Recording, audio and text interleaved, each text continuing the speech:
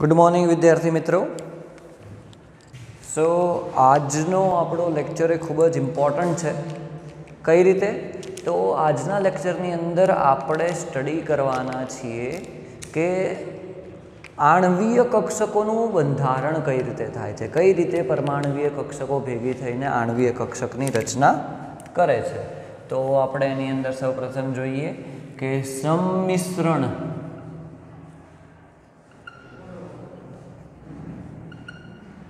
થવાની શરતો।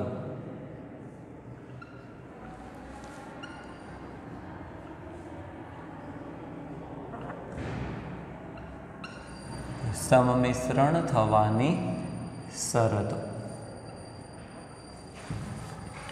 ઓકે, તો એની અંદર આપણે પહેલી શરત જોઈએ કે કઈ કક્ષકોનું સંમિશ્રણ થઈ શકે। આપણે જેટલી પણ કક્ષકો અત્યાર સુધી ભણ્યા છે તે દરેક કક્ષકો એકબીજામાં સંમિશ્રણ પામી શકે તો પણ એવું હોય નહીં। બરાબર, કઈ કક્ષકોનું સંમિશ્રણ થઈ શકે? તો લગભગ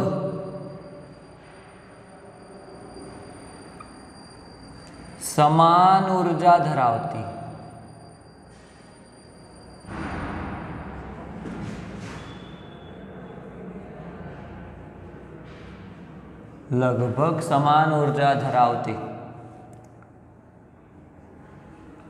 કક્ષકોનું સંમિશ્રણ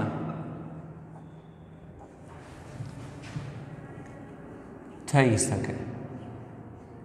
બરાબર, આ વસ્તુ યાદ રાખવાની છે કે લગભગ સમાન ઉર્જા ધરાવતી, એવું નથી કે એક ચોક્કસ સમાન, પરંતુ લગભગ ઓલમોસ્ટ સમાન ઉર્જા ધરાવતી હોય તેવી કક્ષકોનું સંમિશ્રણ થઈ શકે। દાખલા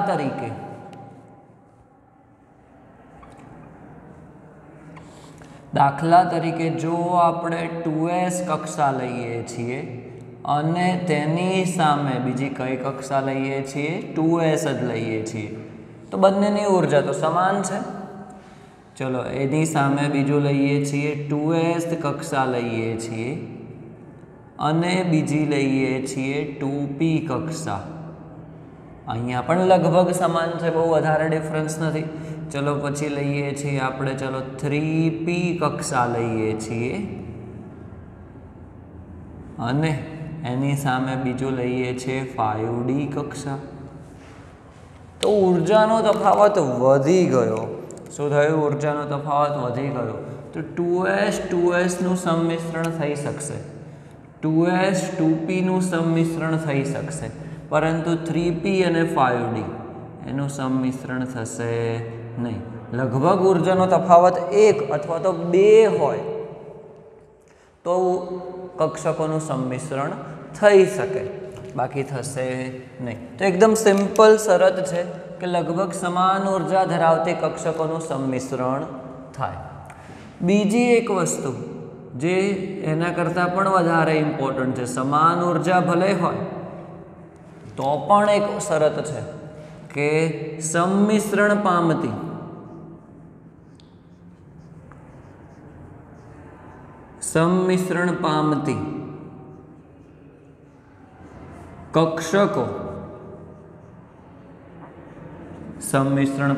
કક્ષકો અક્ષથી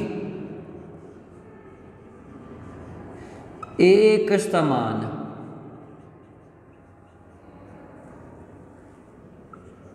સમમિતિ ધરાવતા હોવા જોઈએ। એટલે કે તે સમાન સમતલમાં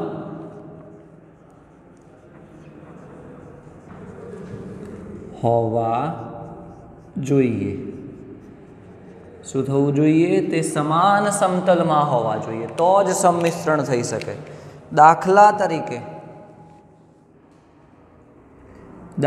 તરીકે આપણે એક કક્ષક લઈએ છીએ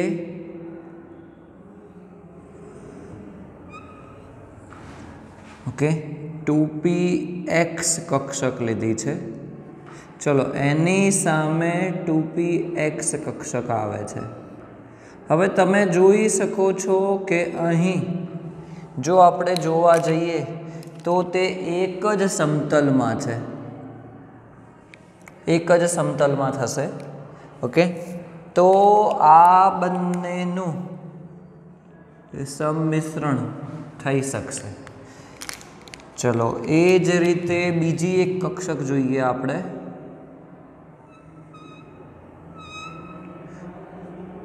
2pz કક્ષક લઈ લઈએ। ચલો ફરીથી બીજી 2pz કક્ષક લીધી છે, તો આ પણ કેવા છે, એકબીજાના એક જ સમતલમાં છે એવું કહી શકીએ, તો એનું પણ સંમિશ્રણ થશે। બરાબર, પરંતુ જો હવે કંઈક આવું આવ્યું કે બે કક્ષકો સંમિશ્રણ થવા માટે આવી, બરાબર, અને તે જુદા જુદા સમતલમાં છે, જુદા જુદા સમતલમાં છે, તો પછી તેનું સંમિશ્રણ થશે નહીં। બરાબર, સંમિશ્રણ થશે નહીં। ઓકે, ચલો તો હવે બે પોઈન્ટ આપણે જોયા છે, એકદમ સિમ્પલ હતા। ત્રીજો પોઈન્ટ એના કરતાં પણ વધારે ઇમ્પોર્ટન્ટ છે। કઈ રીતે છે આપણે જોઈએ। ત્રીજો પોઈન્ટ શું કહે છે આપણને? ત્રીજો પોઈન્ટ એવું કહે છે કે સંમિશ્રણ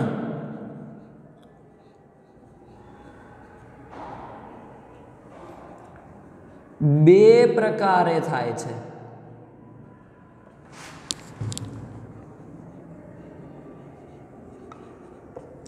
અને તે linear combination of atomic orbital, okay, રેખિત સંગઠીય પરમાણુય કક્ષકો જે છે એનો જે સિદ્ધાંત છે ના સિદ્ધાંત અનુસાર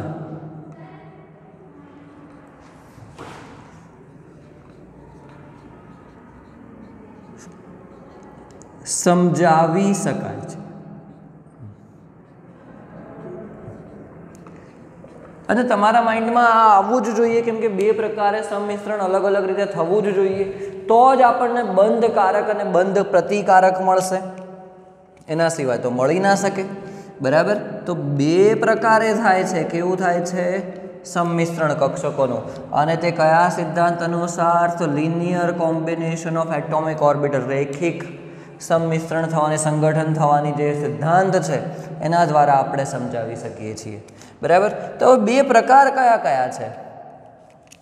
એમાંથી પહેલો પ્રકાર છે સર્જનાત્મક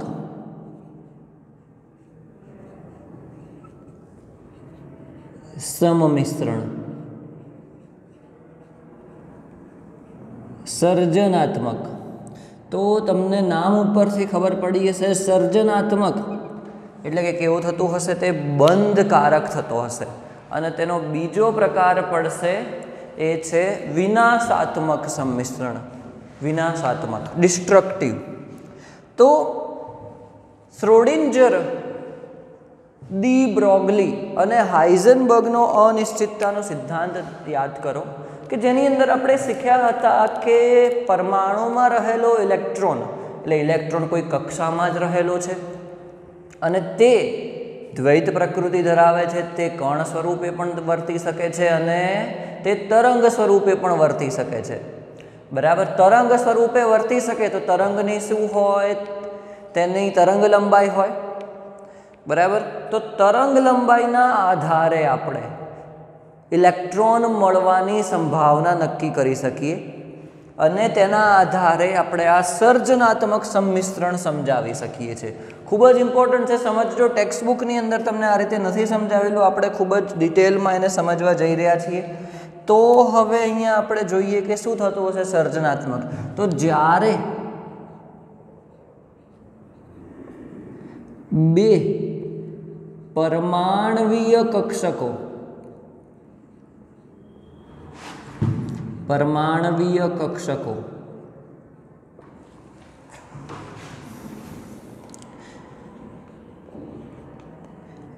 एक ज फेज में एटले के एवुं कहेवाय के एक ज समान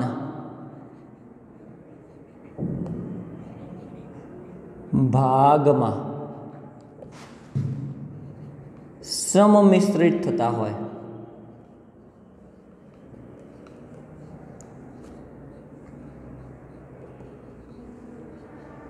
तेवा सममिश्रण ने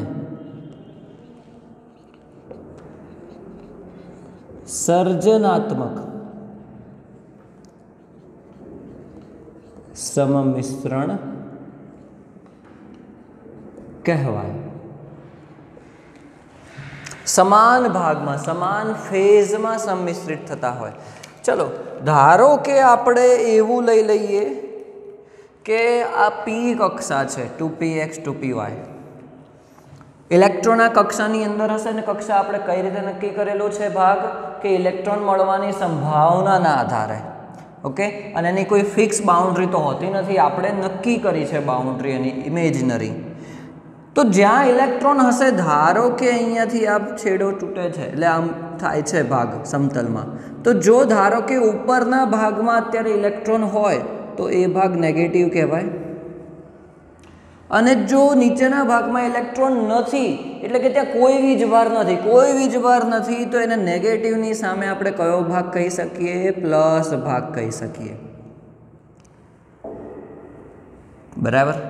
चलो ए ज रीते अहींया पण एवुं थई शके नेगेटिव पॉजिटिव आ हूँ तमने एटला माटे समजावी रह्यो छुं के ज्यां इलेक्ट्रॉन मळवानी संभावना छे अत्यारे अने जो ए इलेक्ट्रॉन मळवानी संभावनावाळा भाग एकबीजामां सम्मिश्रित थाय छे बराबर तो पछी सर्जनात्मक मिश्रण थशे। चलो ए ज रीते अहींया पण करी शकीए धारो के इलेक्ट्रॉन अहींया होय ओके तो ज्यां इलेक्ट्रॉन मळवानी संभावना हशे कक्षकना भागमां तेने आपणे ऋण निशानी वडे दर्शावीशुं बीजो भाग केवो हशे धन निशानी वडे।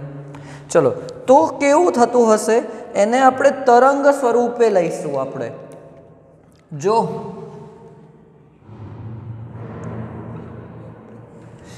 जो इलेक्ट्रॉन ने तरंग स्वरूपे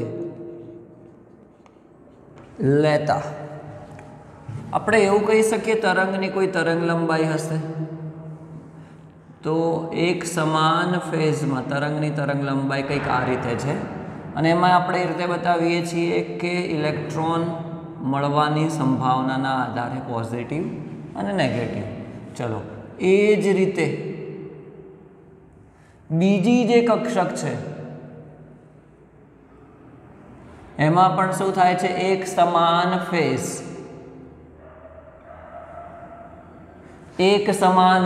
कहेवाय अने शुं कहेवाय एक समान फेज कहेवाय बंने पॉजिटिव ऊपर छे अहींया शुं थशे पॉजिटिव पॉजिटिवनी सामे आवशे ऊपर ऊपर नेगेटिव नेगेटिवनी सामे आवशे ए रीते एक समान फेज कहेवाय।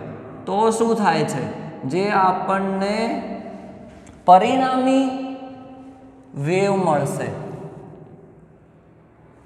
एनी मात्रा शुं थशे वधी जशे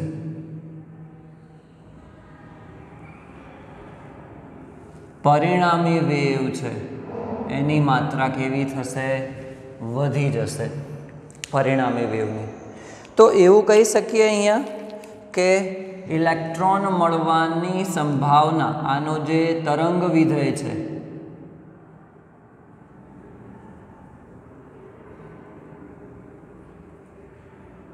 कोई आपणे परमाणु ए कही दीधो छे आ परमाणु बी कही दईए छीए तो तरंग विधेय शुं थशे आनो एवुं कही शकीए शाय ए हशे आनो शुं हशे तरंग विधेय शाय ए हशे। सर्जनात्मक थयुं छे एटले के शुं थशे शाय ए एक ज फेजमां आया छे एटले शाय बी थई जशे बराबर। तो आना उपरथी आपणे तरंग विधेय लख्यो तो इलेक्ट्रॉन मळवानी संभावना કેટલી થઈ જશે? આની શું થાય? સાય એ સ્ક્વેર થાય. અહીંયા શું થઈ જશે? અહીંયા બી આવશે, સાય બી સ્ક્વેર થઈ જશે. તો અહીંયા શું થઈ જશે? સાય એ પ્લસ સાય બી એનો સ્ક્વેર. ચલો હવે મને એમ કહો કે એ પ્લસ બીનો હોલ સ્ક્વેર આપણે જાણીએ છીએ ફોર્મ્યુલા, એ પ્લસ બીનો હોલ સ્ક્વેર. તો અહીંયા પણ એવું જ કંઈક થયું છે. તો આનો જવાબ શું આવશે? સાય એ સ્ક્વેર સાય બી સ્ક્વેર પ્લસ 2 સાય એ ઇન્ટુ સાય બી. તો કંઈક આપણને નવું જોવા મળ્યું. શું જોવા મળ્યું? તો અહીં પહેલા ઇલેક્ટ્રોન મળવાની સંભાવના સાય એ સ્ક્વેર હતી. બીમાં પરમાણુની અંદર ઇલેક્ટ્રોન મળવાની સંભાવના એ કક્ષકમાં સાય બી સ્ક્વેર હતી. પણ જ્યારે તેનું એક જ સમતલમાં એક જ ફેઝમાં સંમિશ્રણ થયું તો શું થયું કે એકચ્યુઅલી તો સાય એ સ્ક્વેર પ્લસ સાય બી સ્ક્વેર જ હોવી જોઈએ. બંનેનો ઇલેક્ટ્રોન મળવાની સંભાવનાનો સરવાળો થઈ ગયો. પરંતુ સર્જનાત્મક શું થાય છે? સંમિશ્રણ થાય છે. તો શું થાય છે? તેની અંદર 2 ઇન્ટુ સાય એ ઇન્ટુ સાય બી જેટલો શું થાય છે? ઇલેક્ટ્રોન મળવાની સંભાવનાનો વધારો થાય છે. તો આ શું થયું? એકચ્યુઅલી જોવા જઈએ તો આ ઇલેક્ટ્રોન મળવાની સંભાવના વધી. ઇલેક્ટ્રોન મળવાની સંભાવના આટલી વધી ગઈ. એકચ્યુઅલી શું થવું જોઈએ? સાય એ સ્ક્વેર હતો, સાય બી સ્ક્વેર હતો, સરવાળો કરીએ તો સાય એ સ્ક્વેર પ્લસ સાય બી સ્ક્વેર થવું જોઈએ. પરંતુ અહીંયા સર્જનાત્મક શું થાય છે? સંમિશ્રણ થાય છે. તો સર્જનાત્મક થાય છે એટલે કંઈક નવું સર્જન થશે. તો એમાં ઇલેક્ટ્રોન મળવાની સંભાવના વધી ગઈ. એટલે શું થયું છે એકચ્યુઅલી કે કક્ષક નો સંમિશ્રણ થતો ભાગ મોટો થશે. શું થશે? મોટો થશે. સંમિશ્રણ થતો ભાગ કેવો થશે? મોટો થશે. અને તેનાથી કયા પ્રકારની કક્ષક રચાશે? તો તેનાથી બંધકારક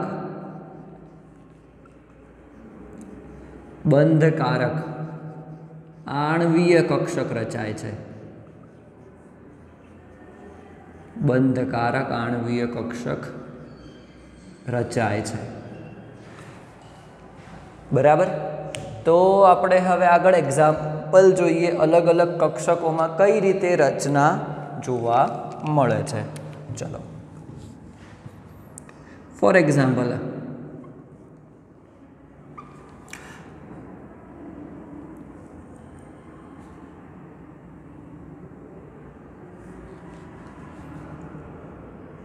ચલો આપણે 1s કક્ષાથી શરૂ કરીએ. આ બે પરમાણવીય કક્ષકો છે. 1s શું છે? પરમાણવીય કક્ષકો છે. ઓકે. એ કક્ષાની અંદર પણ શું હશે? જે બાજુ ઇલેક્ટ્રોન હશે, ફોર એક્ઝામ્પલ આપણે કહી દઈએ આ બાજુ ઇલેક્ટ્રોન છે તો એની ઓપોઝિટ સાઈડ ધન હશે. ચલો એ જ રીતે થયું છે કે અહીંયા ધન આ બાજુ આવ્યો છે કે ધન ધન એકબીજામાં સંમિશ્રણ પામે છે. ઓપોઝિટ નથી લેવાના, યાદ રાખજો. એક જ ભાગમાં એક જ ફેઝમાં, એટલે કે કઈ રીતે? તો તે સમાન નિશાનીવાળા એકબીજામાં સંમિશ્રણ પામે. ઓકે. તો ભાગ કેવો થઈ જશે? મોટો થઈ જશે. ઓકે. તો કક્ષક કંઈક આ રીતે બનશે. કક્ષકનો ભાગ કેવો થઈ જશે? મોટો થઈ જશે. જેમાં વચ્ચે આપણે પ્લસ નિશાની તરીકે બતાવીશું, બીજી બંને બાજુ માઇનસ. પ્લસવાળો ભાગ કેવો થઈ જશે? મોટો થઈ જશે. આ કઈ કક્ષા થઈ ગઈ? તો આ કક્ષા થઈ ગઈ સિગ્મા 1s કક્ષા થઈ ગઈ. સિગ્મા 1s કે જે શું છે? આણ્વીય કક્ષક છે.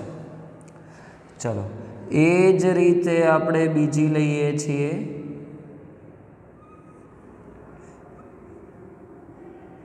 ટુ PZ કક્ષા.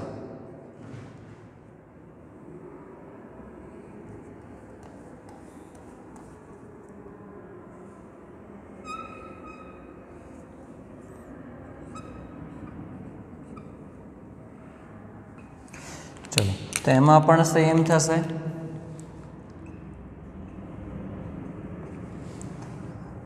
એવું નથી મેં પોઝિટિવ રાખે છે, તમે નેગેટિવ પણ રાખી શકો, એનો કોઈ જ પ્રોબ્લેમ નથી, પરંતુ બે સમાન નિશાનીવાળા એકબીજામાં સંમિશ્રિત થવા જોઈએ. તો એ ભાગ કેવો થઈ જશે? મોટો થઈ જશે સંમિશ્રણ થતો ભાગ.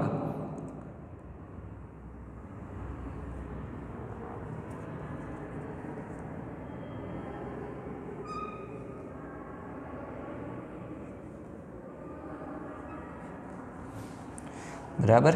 તો કંઈક આ રીતની રચના જોવા મળશે કે સંમિશ્રણ થતો ભાગ શું થઈ ગયો? મોટો થઈ ગયો. આ કઈ કક્ષા થશે? હવે તમને આઈડિયા આવ્યો હશે. સિગ્મા 2p z કક્ષા થઈ ગઈ. ઓકે, ચલો એ જ રીતે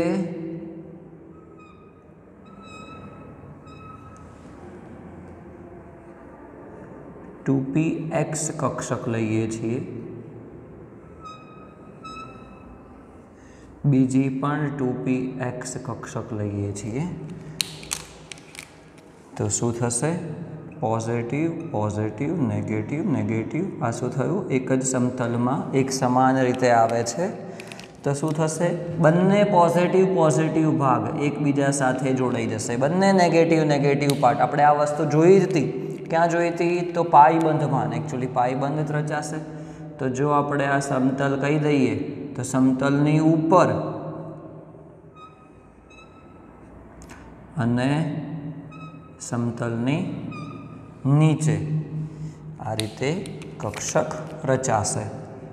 પોઝિટિવ ભાગ એકબીજામાં સંમિશ્રિત થઈ ગયા, નેગેટિવ ભાગ એકબીજામાં સંમિશ્રિત થઈ ગયા. તો શું રચાયું?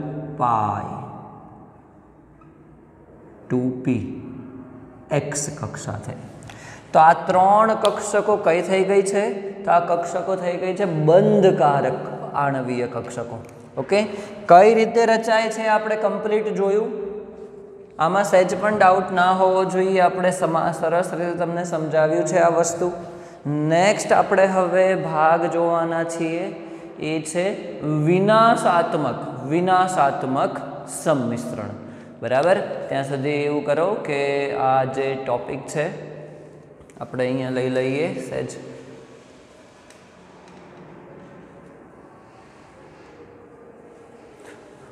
ચલો, બીજો જે આપણો ટોપિક છે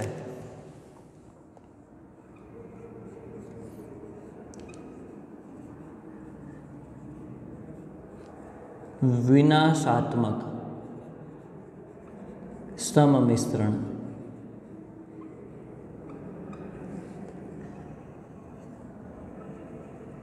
વિનાશાત્મક સંમિશ્રણ તો પહેલા એક જ ફેઝમાં થતા હતા.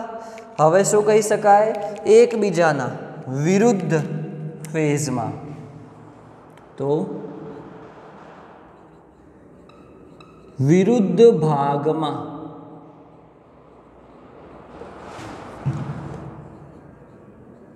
સમમિશ્રણથી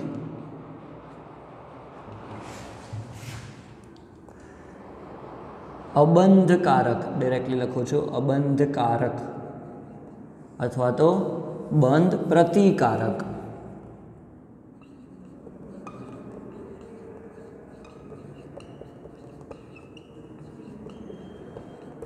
કક્ષક રચાય છે. બરાબર. જો આપણે સૌથી પહેલાં અહીંયા એક ટોપિક તમને સમજાવવાનો રહી ગયો કે જો અહીંયા નોડ એટલે કે ઇલેક્ટ્રોન મળવાની સંભાવના નથી. સિગ્મા 1s સિગ્મા 2psમાં ના હોય એવું નથી. જ્યારે અહીંયા શું થશે? આ જે ભાગ છે બરાબર, એ નોડની સંખ્યા થઈ જશે. અહીંયા નોડ કેટલો જોવા મળે છે? પાઈ 2pxમાં 1, એટલે કે ખાલી ભાગ જોવા મળે છે બંને કક્ષકો વચ્ચે. આ જે સંમિશ્રણ થયું, ખાલી ભાગ જોવામાં મળે છે કે જ્યાં ઇલેક્ટ્રોન મળવાની સંભાવના 0 છે. તો શું કહીશું? નોડ કેટલો છે? 1 છે. એ જ રીતે આપણે આગળ જોઈશું અલગ અલગ નોડની સંખ્યા, જે નીટ JEE-માં પૂછાય છે ક્વેશ્ચન આ રીતના. બરાબર. ચલો, તો હવે આપણે આગળ જોઈએ. અહીંયા શું થશે? ઇલેક્ટ્રોનને આપણે તરંગ સ્વરૂપે જ લઈશું.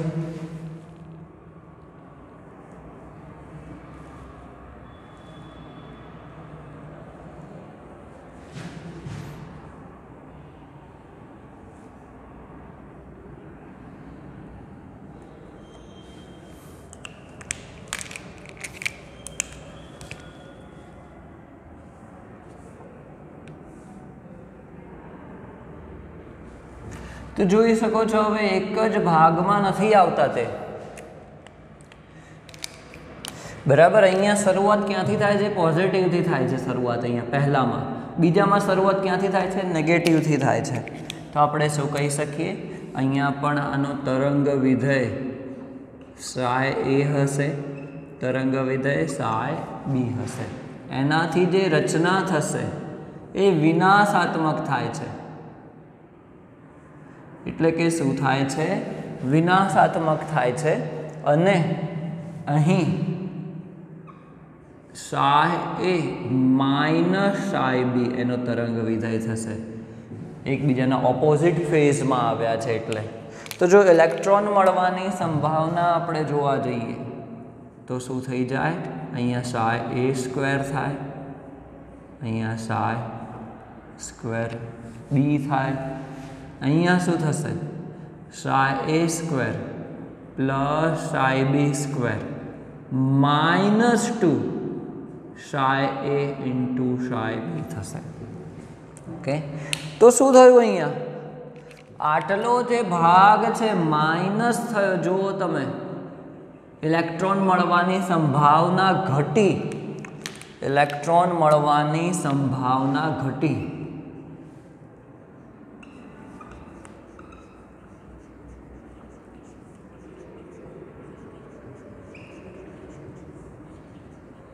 હવે ઇલેક્ટ્રોન મળવાની સંભાવના ઘટી તો જે સંમિશ્રણ થતો ભાગ હશે કેવો થશે નાનો થશે તો એના કારણે આપણે એવું કહી શકીએ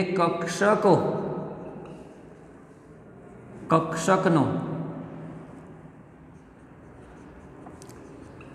સમમિશ્રણ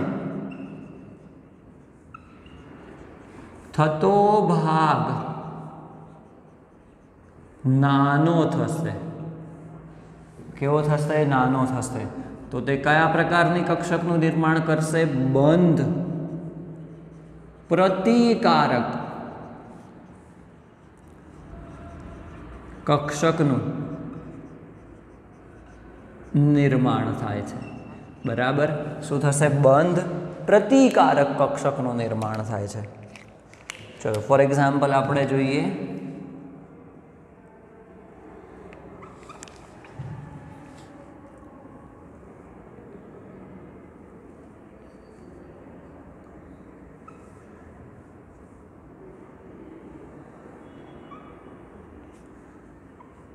ચલો બંને 1s લઈ લઈએ છીએ હવે અહીંયા હું પોઝિટિવ પાર્ટ રાખું છું આ નેગેટિવ પાર્ટ એક જ ફેઝમાં એટલે એક જ સાઇનવાળા ભેગા નથી થતા આ ગણતરી એકદમ સિમ્પલ છે સમજવી ધારો કે આપણે +3 છે અને સામે +3 વાળું મિશ્રણ થાય છે તો +6 થશે વધશે અહીંયા +3 છે અને -2 લઈ લઈએ છીએ તો શું થશે +1 થશે તો શું થયું ઘટ્યું ઉપરથી બરાબર 0 પણ થઈ શકે એ ભાગમાં ઓકે તો પછી અહીંયા પણ એવું જ થાય છે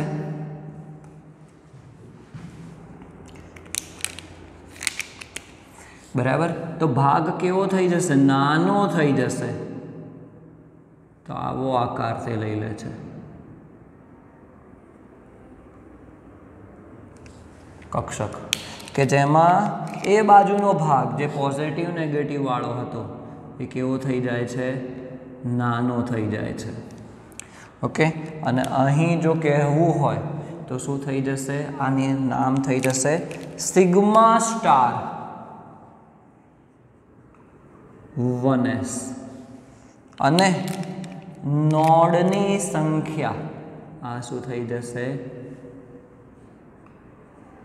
નોડ તો કેટલા છે 1 છે બરાબર ચલો એ જ રીતે આપણે હવે ફરીથી અહીંયા સિગ્મા સ્ટાર 2pz કક્ષક બનાવીશું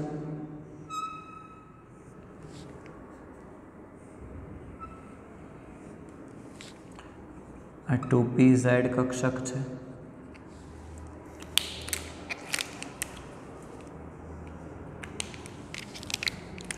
એમાં નેગેટિવ પોઝિટિવ લઈ લઈએ ચલો શું થશે તો એકબીજામાં સંમિશ્રણ પામે છે પરંતુ એ ભાગ છે એ નાનો થઈ જાય છે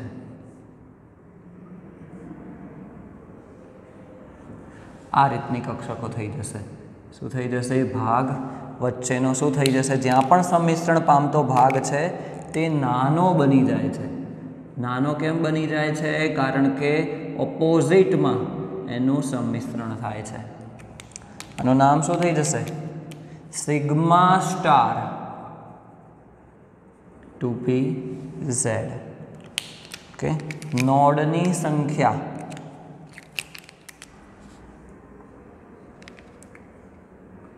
અહીંયા પણ નોડ કેટલો થશે? 1 થશે. ચલો એ જ રીતે હવે પાઈ સ્ટાર 2px બનાવીએ.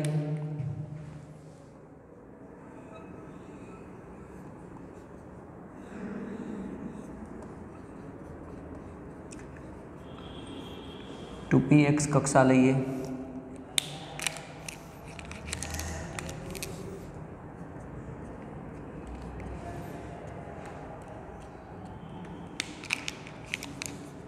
તો અહીંયા તો શું થશે? સમતલ જો આ રીતે જોવા જઈએ, બરાબર, તો પોઝિટિવ નેગેટિવ બંને ઓપોઝિટ છે એકબીજાની, તો કંઈક આ રીતે એકબીજાથી દૂર ભાગે છે અને કક્ષકોનું નિર્માણ આવું થાય છે. આ કઈ કક્ષા થશે? પાઈ સ્ટાર 2px કક્ષક, જેની અંદર નોડની સંખ્યા હવે કેટલી થઈ ગઈ? 2 થઈ ગઈ. આ પણ એક નોડ છે. ટોટલ કેટલા થઈ જશે? 2. તો આ રીતે વિનાશાત્મક સંમિશ્રણ થાય છે, એટલે કે તે કયા પ્રકારનું બંધ પ્રતિકારક કે જેમાં ઇલેક્ટ્રોન મળવાની સંભાવના શું થાય છે? ઘટી જાય છે. ઘટી જાય છે તો તે ભાગ કેવો થઈ જાય? નાનો થઈ જાય. સિમ્પલ વસ્તુ છે. અહીં સર્જનાત્મકમાં ઇલેક્ટ્રોન મળવાની સંભાવના વધે છે તો ભાગ એ મોટો થશે, બરાબર, કક્ષકોનું સંમિશ્રણ થઈને. તો આ રીતે આપણે આણ્વીય કક્ષકનું નિર્માણ કરી શકીએ છીએ. બરાબર વિદ્યાર્થી મિત્રો, ખૂબ જ ઇમ્પોર્ટન્ટ પાર્ટ છે અને સમજવા માટે ટ્રાય કરજો. બીજું આપણે આગળના લેક્ચરની અંદર હવે ખૂબ જ ઇમ્પોર્ટન્ટ આણ્વીય કક્ષકો એનો જે ઓર્ડર છે એટલે કે ક્રમ છે, જેમ પરમાણ્વીય કક્ષકોના આઉફ બાઉના નિયમ અનુસાર 1s 2s 2p 3s થતું હતું, એ જ રીતે આણ્વીય કક્ષકનો પણ ક્રમ છે જે આપણે ભણીશું.